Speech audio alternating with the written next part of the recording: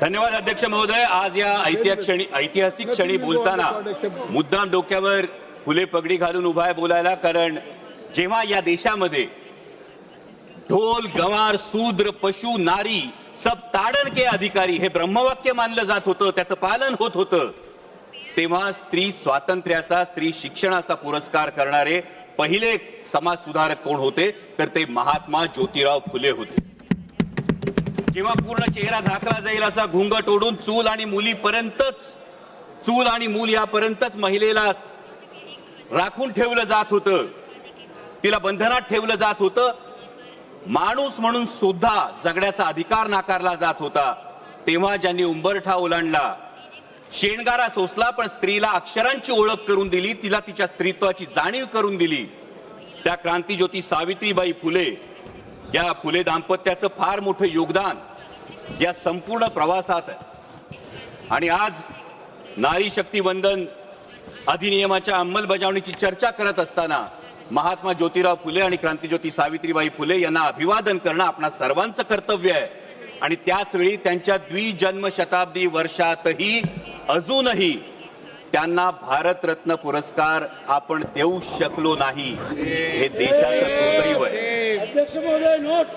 अध्यक्ष महोदय, महात्मा ज्योतिराव फुले तथागत भगवान गौतम बुद्ध आणि संत कबीर यांना गुरुस्थानी मानणाऱ्या डॉक्टर बाबासाहेब आंबेडकरांनी जे इंग्लंड अमेरिकेला जमलं नाही ना ते करून दाखवलं. संविधानाच्या अंमलबजावणीपासून पहिल्या दिवसापासून हा महिलांना मतदानाचा अधिकार दिला. आणि ही नररत्न ज्या महाराष्ट्रात जन्मली त्या महाराष्ट्राचा मी मावळा आहे.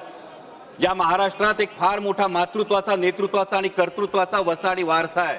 जो मातृत्वाचा वसाडी वारसा आहे तो राष्ट्रमाता जिजाऊ माँसाहेबांचा आहे. कर्तृत्वाचा वसाडी वारसा क्रांतिज्योती सावित्रीबाई फुल्यांचा आणि नेतृत्वाचा वसाडी वारसा पुण्यश्लोक अहिल्याबाई होळकरांचा आहे. आणि त्यामुळे या महिला आरक्षण विधेयकाला विरोध असण्याचं काही कारणच उद्भवत नाही. इतकंच नाही अध्यक्ष महोदय, तर देशात पहिल्यांदा स्थानिक स्वराज्य संस्थांमध्ये 33% महिला आरक्षण देणारं राज्य हे महाराष्ट्र होतं आणि तेव्हाचे मुख्यमंत्री होते आदरणीय शरदचंद्रजी पवार साहेब.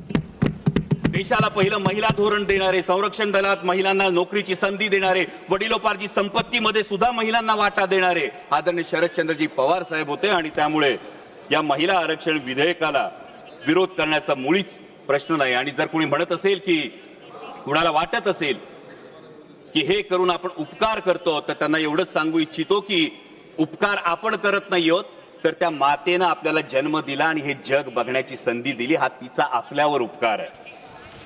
पण अध्यक्ष महोदय, एक अंतर्मुख होऊन मात्र विचार करावा लागतो की एकीकडे आपण नारी शक्ती वंदन विधेयकाच्या अंमलबजावणीची चर्चा करतो आणि त्याच वेळी आपल्याच देशामध्ये बेटी बचाव बेटी पढाव हे अभियान राबवावं लागतं. त्याच वेळी आपल्या देशामध्ये महिलांवर होणाऱ्या अत्याचारांची संख्या दिवसेंदिवस वाढत जाते. लाखो महिला या बेपत्ता होण्याच्या तक्रारी नोंदल्या जातात, त्याच्यावर कुठली ऍक्शन घेतली जात नाही. आत्ताच अध्यक्ष महोदय महाराष्ट्रामध्ये एका भोंदू बाबांचं प्रकरण समोर आलं आणि त्या भोंदू बाबाचं प्रकरण समोर आल्यानंतर त्या लैंगिक अत्याचार प्रकरणातले व्हिडिओज हे समाज माध्यमावर जर व्हायरल झाले तर मग तपास करणारे अधिकारी आणि पर्यायानं गृहमंत्री म्हणून त्यांची या महिलांचं संरक्षण करण्याची जबाबदारी नव्हती का, हा प्रश्न निर्माण होतो. आणि म्हणूनच अध्यक्ष महोदय, अंमलबजावणी करणाऱ्यांच्या मानसिकतेविषयी जरूर प्रश्नचिन्ह उपस्थित होतं.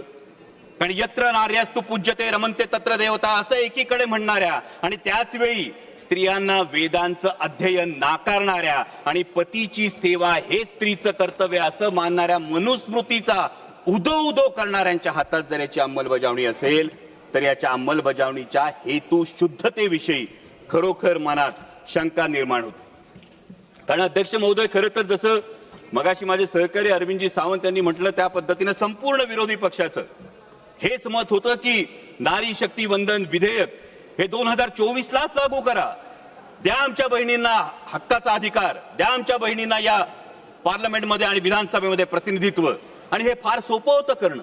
आणि हे आवर्जून सांगतो कारण उद्या हे सांगितलं जाईल की विरोध केला, पण विरोध या गोष्टीला नाही, अंमलबजावणीच्या पद्धतीला मात्र नेमका विरोध. कारण अध्यक्ष महोदय, नारी शक्ती वंदन विधेयक जे आपण 2023 मध्ये पारित केलं त्याच वेळी त्यामध्ये फक्त सेन्सस पॉप्युलेशन सेन्ससचा जर एक मुद्दा बाजूला गेला असता, डिलिमिटेशनचा मुद्दा बाजूला गेला असता, तर 2024 मध्येच हे विधेयक लागू करता आलं असतं आणि आता ही चर्चा करण्याची आवश्यकता भासली नसती. उलट 33% महिला भगिनी या संसदेचा भाग असल्या असत्या. परंतु आता मात्र जे विधेयक आणलंय ते महिला विधेयकाच्या आडून एक वेगळा कावा तर खेळला जात नाही ना, हा प्रश्न उपस्थित होतो. कारण एकीकडे डिलिमिटेशन नंतर 815 सदस्य होणारे हे सदस्य होत असताना उत्तरेकडच्या राज्यांना 40% प्रतिनिधित्व आणि दक्षिणेकडच्या राज्यांना जेमतेम 20% प्रतिनिधित्व मिळालं.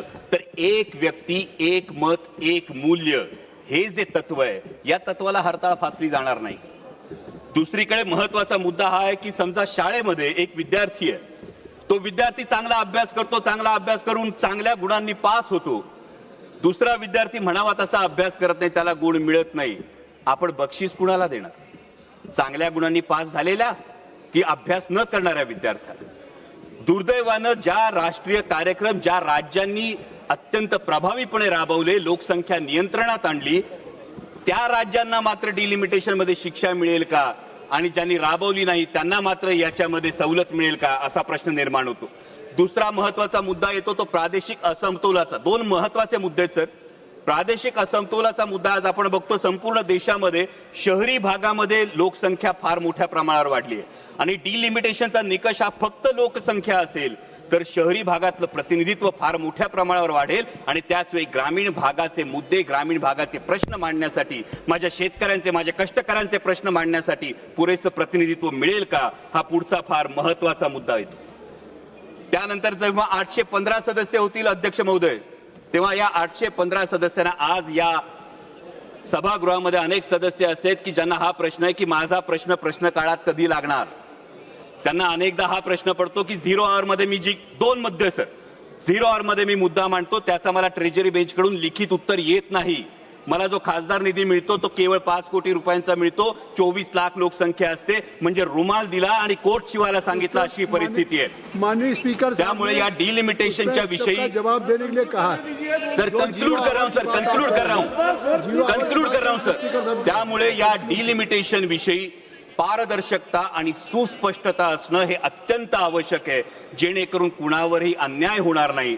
आणि त्याच वेळी जे माझे मित्रपक्षातले साथीदार आहेत त्यांना फक्त एक सल्ला देऊ इच्छितो की काही लोकांचा इतिहास असा असतो की ज्यांच्या वेळी असं म्हटलं जातं ऐसा कोई सगा नाही जिसे इन्होंने ठगा नाही. त्यामुळे यावर मतदान करताना याचा आपण जरूर भान ठेवाल अशी अपेक्षा व्यक्त करतो. आणि महिला विधेयकाला मुळीच विरोध नाही, परंतु डिलिमिटेशनच्या बाबतीत पारदर्शकता आणि सुस्पष्टता असायला हवी अशी मागणी करतो. धन्यवाद. जय शिवराय. श्री नरेश महास्के जी.